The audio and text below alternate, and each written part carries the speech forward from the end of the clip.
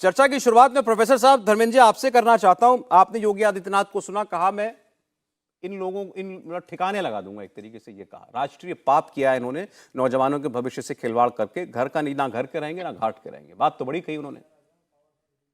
Bharatiya Janata party के नेता बात ही तो करते हैं। सबसे बड़ी बात अगर इनके पास कोई है तो बात है सबसे बड़ी बात। योगी आदित्यनाथ जी को यह नहीं पता है कि 2017 में जब पहली भर्ती कराई एसआई परीक्षा की, उसका पेपर लीक हो गया।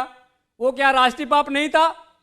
उसके बाद भारतीय जनता पार्टी को यह नहीं पता है कि ट्यूबवेल ऑपरेटर की भर्ती कराई 2018 में, उसका पर्चा लीक हो गया। वो कौन सा पाप था? राष्ट्रीय पाप था या प्रदेश का पाप था? योगी जी कर रहे थे या उनके नेता कर रहे थे? उसके बाद यूपी पीसीएल की भर्ती हुई, जेईई की परीक्षा हुई, उसका पर्चा लीक हो गया। तो वो कौन सा पाप था? वो कौन सा पापी था जो कर रहा था?